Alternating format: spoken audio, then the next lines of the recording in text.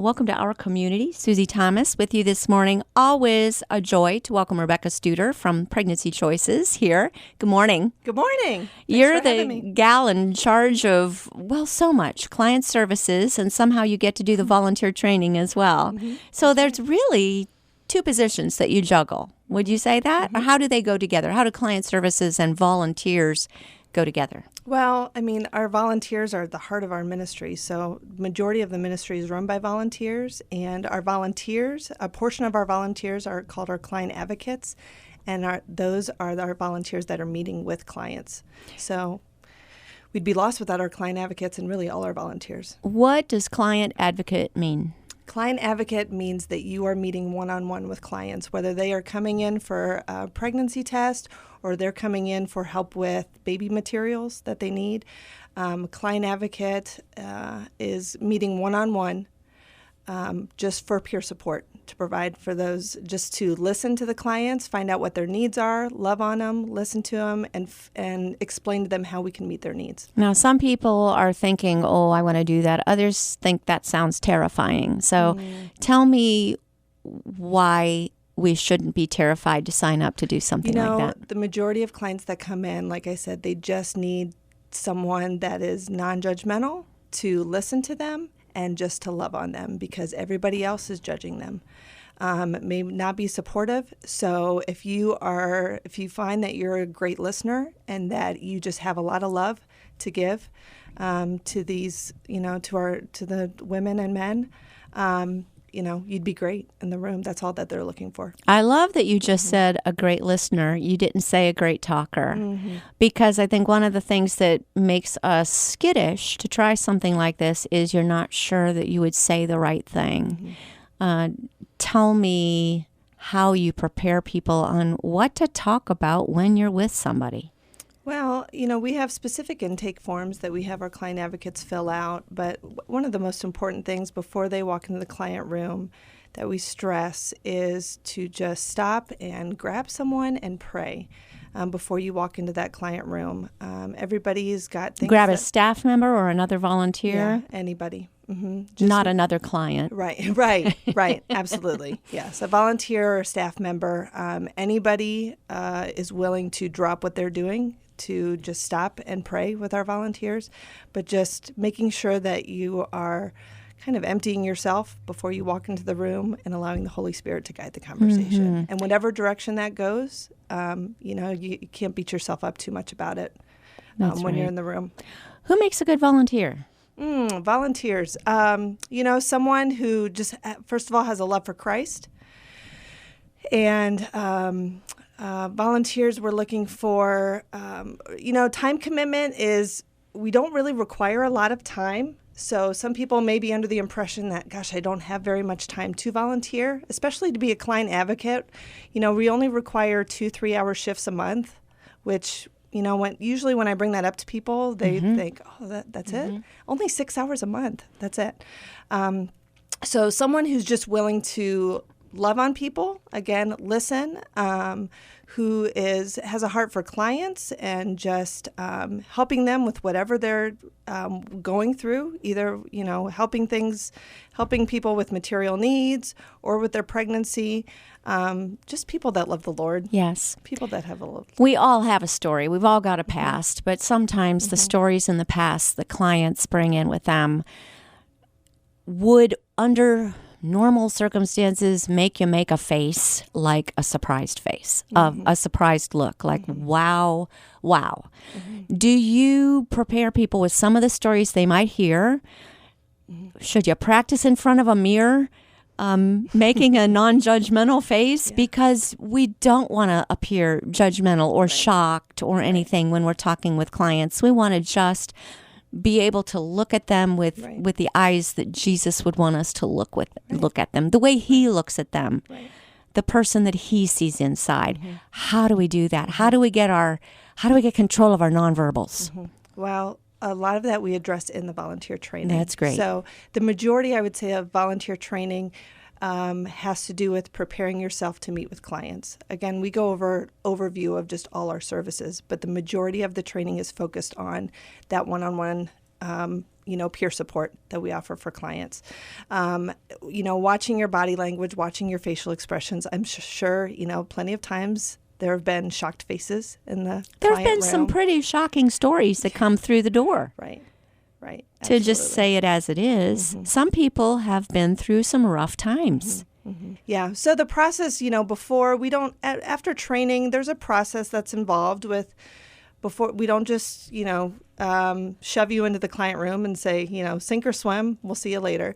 After training, there's additional training. And if you're interested in meeting with clients, you start to shadow someone that's experienced so many times, and then you are shadowed by that person. And then you're, when if you feel comfortable, the time is right, then we put you on your own. But you have plenty of experience to get comfortable in the room. And really, it's just getting in and having a conversation, a comfortable conversation, getting to know that person and finding out what their needs are. But you ease in. There's someone with you Right. in the beginning for a while. Absolutely.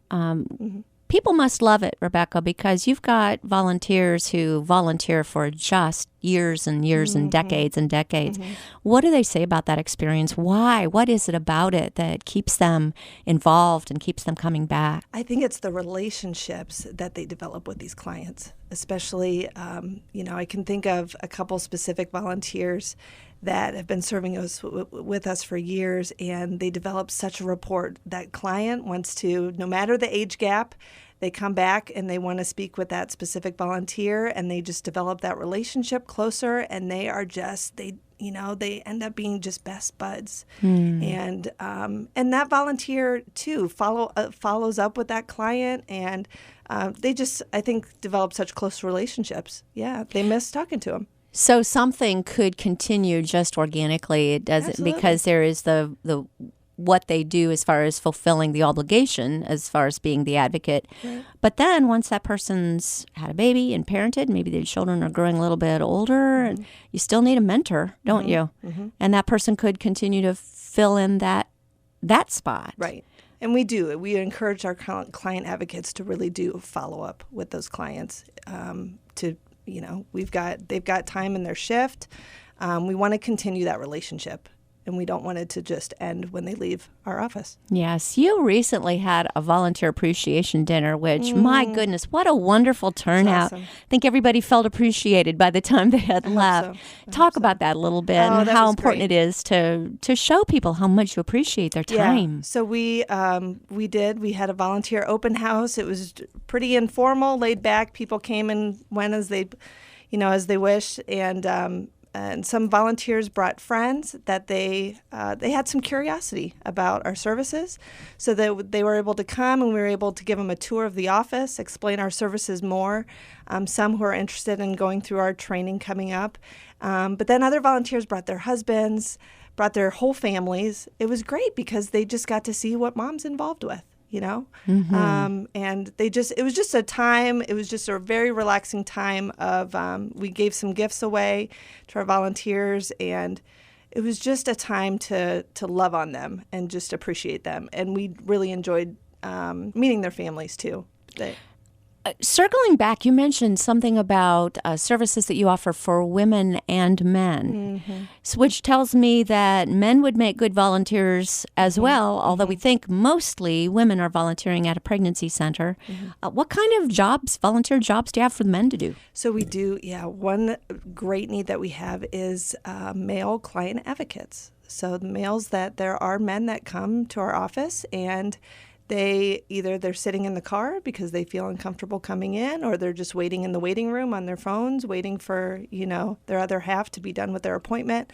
We have a couple client advocates that are men, but we need more. We would love to provide that opportunity. We don't want to leave them out of the picture. And so if you're a good listener and you just want to come in and meet with these guys that are just waiting and thinking that they have no purpose, whatever that they're feeling, we want men to be able to meet with these guys too. What kinds of time requirements are there? Do you need to be available during the day, and what kinds of time requirements? All our offices have different office hours. So we have some volunteers that are available during the day, and they can volunteer at several offices. Just talked with a couple volunteers who are mainly available in the evenings. So our Cleveland Avenue location, and even our Arlington location is open a little bit later in the evenings. So if you're available in the evenings, we can still accommodate you with your schedule. There's a couple offices that we can, push you toward that location, and you can still help serve. There's so many types of service that you offer. That was one of the things that one of the responses I heard from the volunteer dinner was I had no idea they do so much. Talk to me about all the services available at Pregnancy Choices. So pregnancy tests is obviously a big one that we do. Limited ultrasounds we do from 8 to 14 weeks. If they haven't been to a doctor yet and they haven't had that first ultrasound, then we can do that first ultrasound for them completely free. Again, we're just checking for viability on our ultrasounds. So that's such an important, we're really blessed that we can do ultrasounds. Because that's a game changer. It can be a game changer for a lot of clients. In what way? Oh, well, especially if they're looking to get an abortion, and just to let them know that the truth is that it is a baby, and it does have a beating heart, and being able to look at that baby on the screen. A lot of, they may not believe that. And you have seen clients change their minds based on seeing an ultrasound. Absolutely. Yep, absolutely. When they see that on the screen and they see the beating heart has already, pumped bajillion times already. Yeah, absolutely. That's a game changer.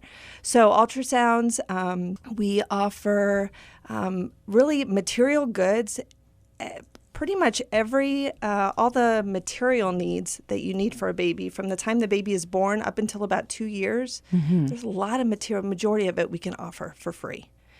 If we have them available. Diapers, wipes, formula, baby clothes, even larger items, bathtubs, cribs, pack and plays, strollers. Again, we have our Earn While You Learn program. And by coming to appointments, by coming to support groups, by coming to certain things, you can earn those vouchers. And through that voucher system, then you can get the materials that you need. We love to, supply our clients with all the free baby stuff, but they have to come to things too. So it's not just a handout. Exactly. Yeah. So they're earning it. I've heard responses of some of the clients coming there saying that they liked that. They liked having to earn those because it gave them a sense of accomplishment. Sure. You get that same response? Yeah, absolutely. Yeah, it's teaching them to be a successful, productive parent in the meantime. Yeah. Trying to think of some other things. Layette, when they're in their third trimester, they get a layette, which is a fancy name for a big bag of baby stuff. And that they don't need vouchers for that. We give that to them in their third trimester when they make an appointment, and that's just our gift to them. There's, clothes, diapers, wipes, all kinds of stuff in there. Support classes, we do recovery and reconciliation classes those are Bible studies that we run out of our House of Hope. That's for anybody, clients, volunteers, staff. Anybody in the community. Yeah, it's quite a bit.